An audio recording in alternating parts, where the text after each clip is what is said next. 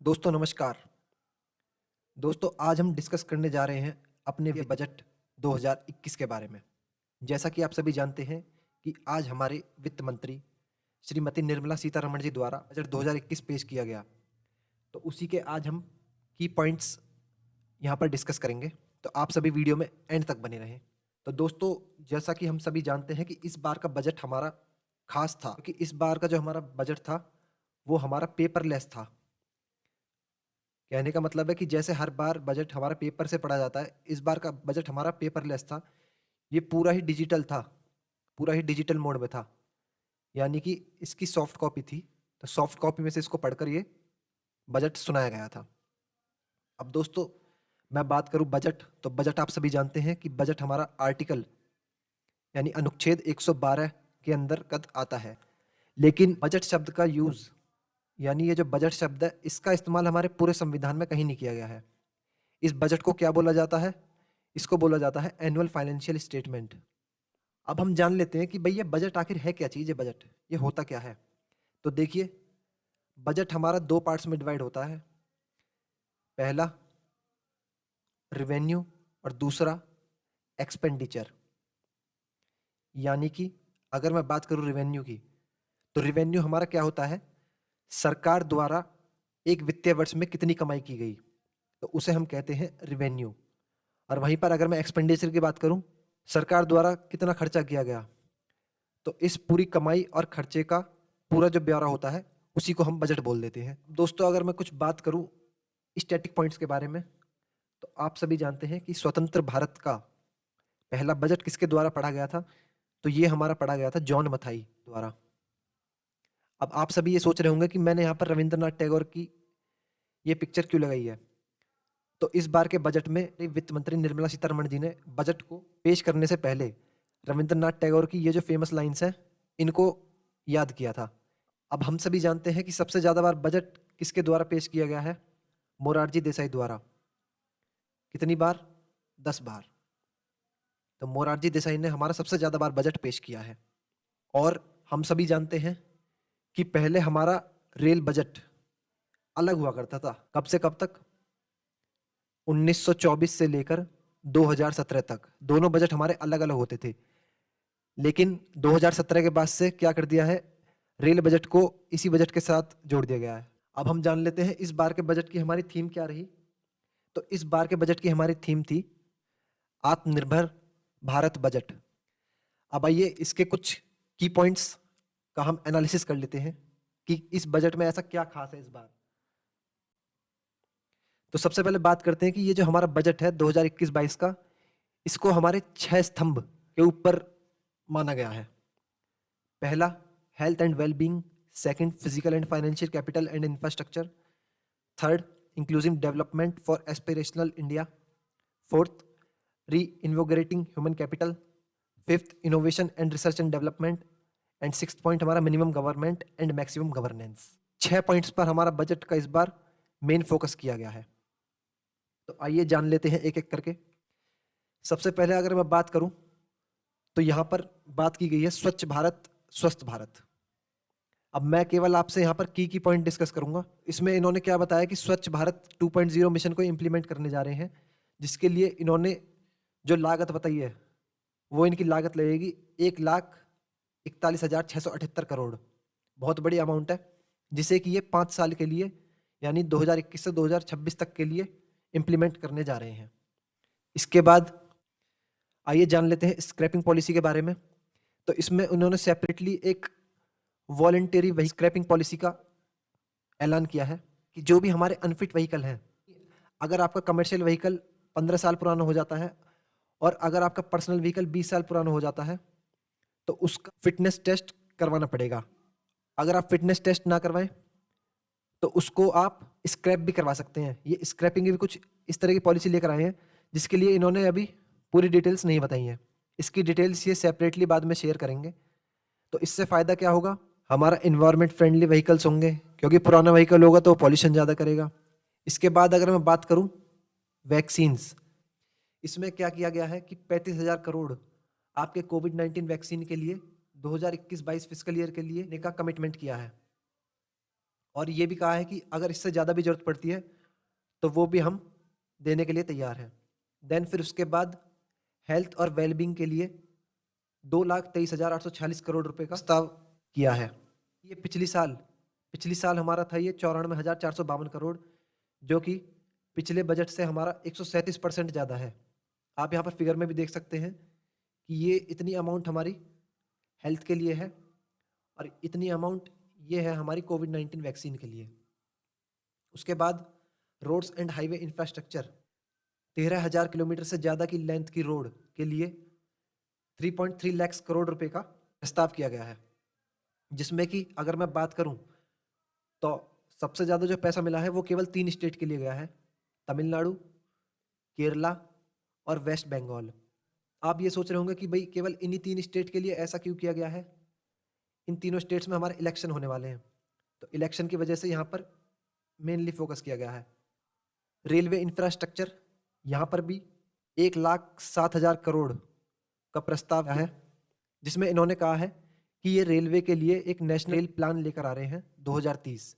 अब भाई वित्त मंत्री जी हमारी निर्मला सीतारमण, वो तो इतनी कॉन्फिडेंट है कि वो तो ये समझ रही हैं कि 2030 तक ही इनकी सरकार रहेगी। तो काफ़ी लंबा सोच लिया इन्होंने इस चीज़ के लिए। तो 2030 तक अभी से सोच लिया इन्होंने, इतना लंबा समय 2021 से लेकर 2030। ये तो फुल कॉन्फिडेंट है कि 2030 में भी हमारी सरकार रहने वाली है। चलिए वो खैर बात अलग हो गई पॉलिटिकल। उसके बाद increasing FDI in insurance sector. पहले इंश्योरेंस सेक्टर में एफडीआई की लिमिट हमारी होती थी 49%, जिसकी लिमिट को बढ़ाकर इन्होंने अब कर दिया है 74%। स्ट्रेटेजिक स्केल, अब यहाँ पर हमारी बहुत सी कंपनी हैं, जैसे BPCL, Air India, shipping corporation of India, container corporation, IDBI bank, BEML, Pawan Hans, Nilanchal इस्पात निगम डिसइन्वेस्टमेंट करेंगे। अब इसमें इन्होंने कहा है कि आईडीबीआई बैंक, यानी इसको छोड़कर हम 2 पब्लिक सेक्टर बैंक्स का और प्राइवेटाइजेशन करने जा रहे हैं। अब वो इन्होंने बताया नहीं कि वो कौन से 2 बैंक हैं। साथ ही एक general insurance company, 2 public sector bank और एक जनरल इंश्योरेंस कंपनी, इनका डिसइन्वेस्टमेंट करने का टारगेट इनका है 2021-22 में।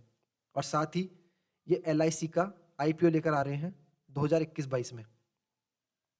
अब डिसइन्वेस्टमेंट क्या होता है, मैं आपको थोड़ा सा बता देता हूँ कि मान लो जैसे कोई भी कंपनी है, उसमें गवर्नमेंट ऑफ इंडिया की हिस्सेदारी कितनी है, 51%। तो वो क्या करेगी, इसमें से कुछ हिस्सा बेच देगी, जिससे हम बोलते हैं डिसइन्वेस्टमेंट। और इसमें इन्होंने अनुमान लगाया है कि डिसइन्वेस्टमेंट से हमें 1,76,000 करोड़ का 1,76,000 करोड़ का रेवेन्यू मिल जाएगा। ये इन्होंने इतना टारगेट लगाया है। फिर इसके बाद बात की गई है एग्रीकल्चर की। तो एग्रीकल्चर में क्या है भाई, एक बात आप सभी जानते हो कि हमारे देश में किसान धरने पर बैठे हुए हैं। कारण आप सभी जानते हो कि 3 बिल जो कि पास किए गए हैं, लेकिन किसान उन बिलों से सहमत नहीं है। लेकिन इस बजट में कहीं पर भी किसान कानून पर कोई चर्चा नहीं की गई है उन पर, जिससे किसानों को बहुत उम्मीद थी कि भाई बजट में हमारे लिए कुछ ना कुछ होगा, लेकिन यहाँ पर कोई चर्चा नहीं की गई है। और इन्होंने कहा है कि किसानों की लागत का, जो भी किसान की लागत लग रही है, उसका 2 गुना पैसा किसानों को दिया जाएगा, दिया गया है और दिया जाएगा। यानी जो 2013-14 में जो पैसा दिया गया था, उससे 2 गुना पैसे का इन्होंने एस्टिमेट बता दिया है यहाँ पर। अब बात करें फिशरीज की। फिशरीज यानी मत्स्य पालन, मछली पालन जो है, तो उसके लिए इन्होंने 5 नए फिशिंग हब बनाने का प्रस्ताव किया है, जो कि कहाँ कहाँ पर हैं, कोच्चि, चेन्नई, विशाखापत्तनम, पारादीप और पेतवा घाट। तो 5 फिशिंग हब्स बनाने का इन्होंने प्रस्ताव दिया है।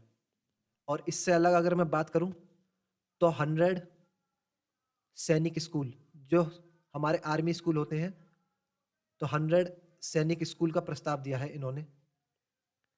साथ ही जो हमारा लेह है, लेह, ये बहुत इंपॉर्टेंट पॉइंट है, लेह में एक सेंट्रल यूनिवर्सिटी एस्टेब्लिश करने का भी प्रस्ताव दिया है। उसके बाद माइग्रेंट वर्कर्स एंड लेबर्स के लिए 1 नेशन 1 राशन कार्ड। आप सभी जानते हैं कि 1 नेशन 1 राशन कार्ड क्या होता है। तो इसमें इन्होंने कहा है कि इस 1 नेशन 1 राशन कार्ड से 86% लोगों को फ़ायदा हुआ है, 86% लोगों को फ़ायदा हुआ है। उसके बाद मैं और चर्चा करूं तो इन्होंने किसानों की एमएसपी जो किसानों का मिनिमम सपोर्ट प्राइस है उसको 1.5% इंक्रीज करने का प्रस्ताव किया है। देन इन्होंने हेल्थ में प्राइवेट सेक्टर को इंक्लूड करने के लिए कहा है। अब इसमें हम भी देख लेंगे कि भाई अगर हेल्थ को आप प्राइवेट सेक्टर में करते हो तो फिर हम भी देखते हैं कि दवाइयाँ हमें कितनी सस्ती मिलेंगी। देन उसके बाद बात की है जनगणना की यानी सेंसस की। पहले ये जनगणना हमारी 2021 में होनी थी। इस बार जो जनगणना हो रही है वो हो रही है पूरी डिजिटल, लेकिन कोविड-19 की वजह से ये हमारी पूरी नहीं हो पाई, जो कि अब 2022 में पूरी करने का प्रस्ताव है, जिसमें कि इन्होंने जो खर्चे का अनुमान बताया है वो बताया है 3758 करोड़ रुपए। उसके बाद डिजिटल पेमेंट को बढ़ावा देने के लिए 150 करोड़ रुपए का एस्टिमेट लगाया है। डिजिटल पेमेंट आप सभी जानते हैं कि जो हम यूज़ करते हैं गूगल पे, फ़ोन पे, पेटीएम वगैरह, तो उसी चीज़ को बढ़ावा देने के लिए 150 करोड़ रुपए का बजट में प्रस्ताव दिया गया है। गगनयान मिशन के लिए इन्होंने कहा है कि इसको हम 2021 में लॉन्च करेंगे। गगनयान मिशन को ये 2021 में ही लॉन्च करेंगे। देन फिर उसके बाद जो हमारे एनआरआई हैं, एनआरआई को अब डबल टैक्स नहीं देना पड़ेगा। पहले जो एनआरआई थे तो उनको डबल टैक्स देना पड़ता था, लेकिन अब एनआरआई को कोई डबल टैक्स नहीं देना पड़ेगा। फिर उसके बाद सबसे इंपॉर्टेंट बात, फिस्कल डेफिसिट। अब जान लेते हैं फिस्कल डेफिसिट हमारी क्या है। तो भाई जब खर्चा ज़्यादा हो जाएगा सरकार से तो सरकार को क्या करना पड़ेगा, फिर उधार लेना पड़ेगा। उधार किससे लेगी? जैसे अंबानी, अडानी और जो भी हमारे फॉरेन इंस्टीट्यूशनल हैं उनसे उधार लेगी। तो फिर उधार लेने के बाद उनको पैसा वापस भी करना होगा। तो इसके लिए इन्होंने एक फिस्कल पॉलिसी बनाई है, जिसमें कि इन्होंने अनुमान लगाया है कि फिस्कल डेफिसिट जो हमारा 2020-21 में 9.5% था, वो अब 2021-22 में घटकर 6.8% रहने का अनुमान लगाया है। जिसमें कि इन्होंने टोटल अमाउंट को जो एस्टिमेट लगाया है वो बताया है 5.54 लाख करोड़। Huge amount. तो दोस्तों ये थी हमारी बजट के बारे में कुछ मेन बातें। देखिए बजट में बातें तो और भी थी, लेकिन मैंने क्या है कि मेन पॉइंट जो बेसिक सी चीज़ें हैं उनका एनालिसिस आपके सामने सारा कर दिया है। तो मुझे उम्मीद है पूरी कि आप इससे कुछ बजट के बारे में समझने को मिला होगा। तो दोस्तों इस वीडियो को ज़्यादा से ज़्यादा अपने दोस्तों के साथ शेयर करना और साथ ही हमारे चैनल को जरूर सब्सक्राइब करना। So thank you so much.